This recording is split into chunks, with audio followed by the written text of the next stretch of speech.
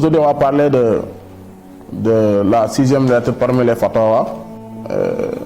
Baye nous parle de Boutonou Muhammad sallallahu alayhi wa sallam, le cachet de Muhammad sallallahu alayhi wa sallam. L'être humain est composé d'un corps, une âme, nafs, une cœur, qalbu et un esprit roux. Pourquoi on va parler de l'être humain? Parce que c'est l'être humain qui doit connaître le prophète Muhammad sallallahu alayhi wa sallam. Beaucoup de personnes, ils connaissent le zahir du prophète Muhammad sallallahu alayhi wa sallam, là où il est né, son père, sa mère, mais il ne connaît pas vraiment la lumière du prophète Muhammad sallallahu alayhi wa sallam. Et la lettre nous parle de la lumière du prophète sallallahu alayhi wa sallam. On peut pratiquer sans être tourné vers Allah, car les hypocrites priaient, les idolâtres sacrifiaient, les ennemis d'Allah accomplissaient des rites, mais sans cœur tourné vers lui subhanahu wa ta'ala. La spiritualité ne supprime pas la pratique, elle lui donne un sens. Le corps obéit, le cœur s'éveille, l'adoration devient vraie. C'est pourquoi le prophète nous a dit, Allah ne regarde pas ni vos corps, ni vos apparences, mais il regarde vos cœurs et vos actes musulmans. Mais un cœur qui est saint, il ne fait zalika la zikra liman kana lahu qalb. Donc la comparaison est accordée à celui qui possède un cœur vivant. Un cœur mort n'est pas un cœur qui ne bat plus. C'est un cœur qui ne réagit plus à Allah subhanahu wa ta'ala. Amwatu khayru ahya'i. Ils sont morts mais pas vivants. Sourate 16, verset 21. Ils peuvent être vivants physiquement mais morts intérieurement. Ce n'est pas un manque d'intelligence, non. Ce n'est pas un manque de récitation, non. C'est un manque de la vie intérieure. Ils ont des cœurs avec lesquels ils ne comprennent pas. Sourate 7, verset 179. Ils ont des cœurs, mais ces cœurs ne fonctionnent plus. Le cœur mort entend, mais ne reçoit pas la vérité. Donc, Allah bizikrillahi tatma'innul qulub. Le rappel, les obligations et les œuvres peuvent vous aider à avoir un cœur qui vit par le rappel et il meurt par l'oubli. Donc le prophète Muhammad sallallahu alayhi wa sallam nous a dit, Allah wahiya qalb. Et c'est bien le cœur. Donc c'est le cœur qui reçoit, un bon cœur qui est saint, qui reçoit sincèrement la lumière d'Allah subhanahu wa ta'ala. C'est pourquoi si on part dans la hadith Qudsi, man hada li waliyan, qu'on peut partir jusqu'à wala yazalu henda yataqarrabu ilayya bin nawafil atta uhibuhu fa isa ahbabtuhu kuntu. Comme le hadith Qudsi est un peu long, Allah veut dire qu'un serviteur, quiconque se montre hostile à l'un de mes alliés, je lui déclare la guerre. Donc mon serviteur ne cesse de me rapprocher de moi par les œuvres jusqu'à ce que je l'aime. Donc si Allah nous aime, lorsque je l'aime, je deviens l'œil, je deviens son entend, son vue par laquelle il voit, la main par laquelle il agit et les pieds par lesquels il marche. S'il me demande, je lui donne, et s'il cherche ma protection, je la protège. Donc, Allah fait isa afafto kunto samho lazi yasmahu bihi wa basaruhu lazi yubsiruhu bihi wa yaduhu lati yabtisu biha. Donc, si Allah nous aime, il va nous devenir.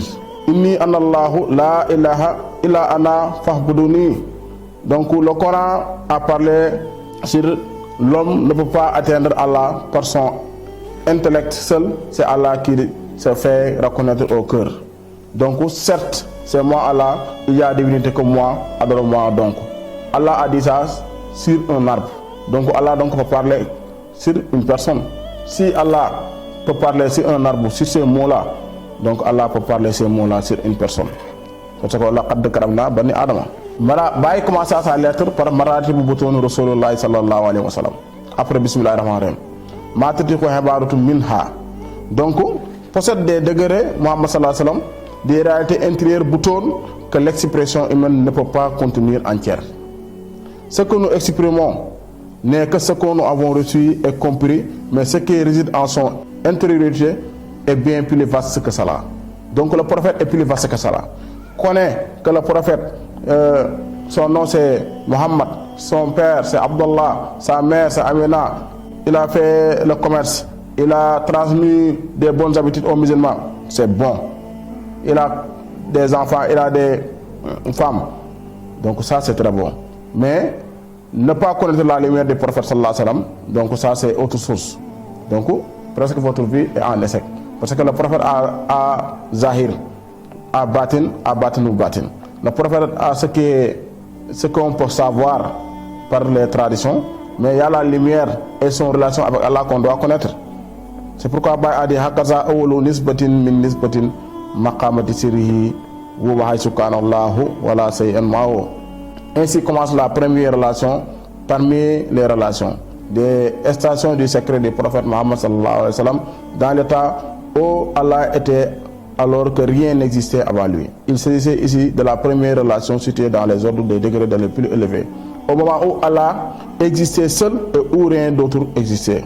Donc, si vous êtes Harif Billah, tu fais le sérou, tu connais Nisbatul Haqqi, Baye parle de ça, ou bien Nisbatul Khalqi fil Haqqi. La créateur n'a de valeur, de réalité et d'existence que par son lien avec Allah. C'est pourquoi le prophète Mohammed sallallahu alayhi wa sallam nous a dit dans cette hadith, Kana Allahu wa lam yakun shay'un khayruhu. Et rien d'autre n'existait en dehors de lui. Wa fi zalika maqami sirrun wa hamdun wa qusyun zati.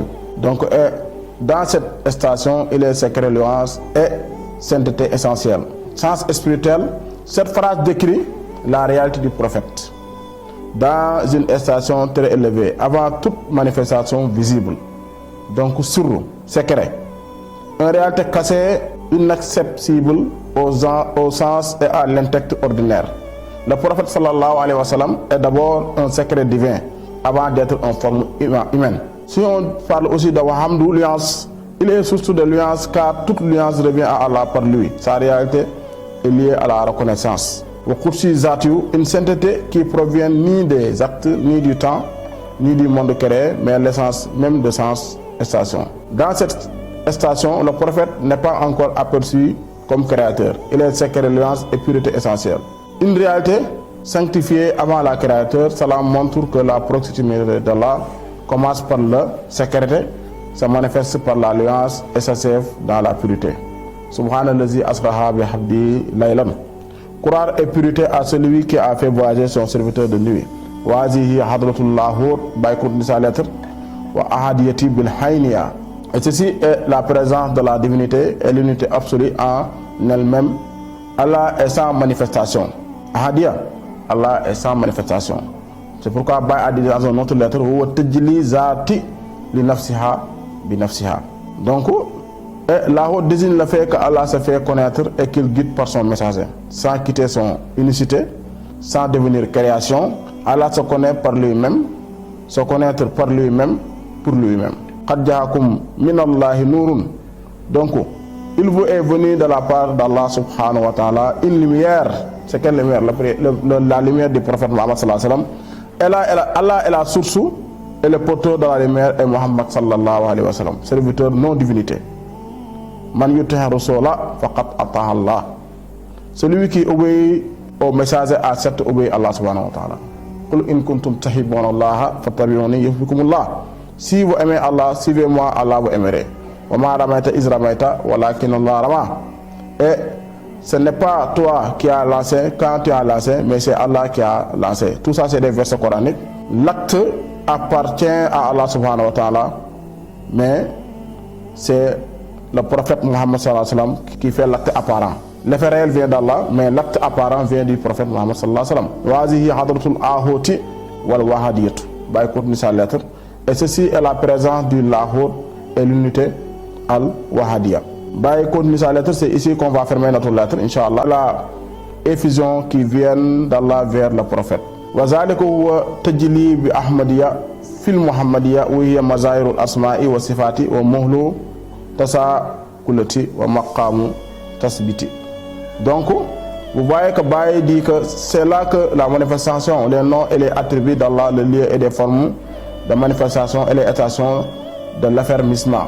Donc cette lettre nous a permis de comprendre que le prophète ne se limite pas à sa dimension historique et visible, mais qu'il possède des réalités intérieures profondes organisées en degrés, que seule une approche spirituelle sincère permet d'entrevoir. Nous avons posé les bases sans exagération et sans sortir du Coran et la Sunna. Le tawhid consiste à distinguer l'éternel d'Allah de ce qu'il a créé. Donc il faut distinguer ce que Allah a créé et Allah subhanahu wa ta'ala. Tant que tu n'as pas distingué ce que Allah a créé et Allah, tu ne peux pas être un harif billah. Imam Al-Ghazali nous a dit aussi Kana Allahu wala halama wa halama alaykan. Allah existait avant toute création, sans monde, et il est aujourd'hui tel qu'il a toujours été. Si on part sur le Coran nous a dit huwa awwalu wa akhir wa zahiru wa batinu huwa bi kulli shay'in alim. Donc il est le premier, il est le dernier, il est l'apparent, il est le cassé. Donc huwa fi zalika maqami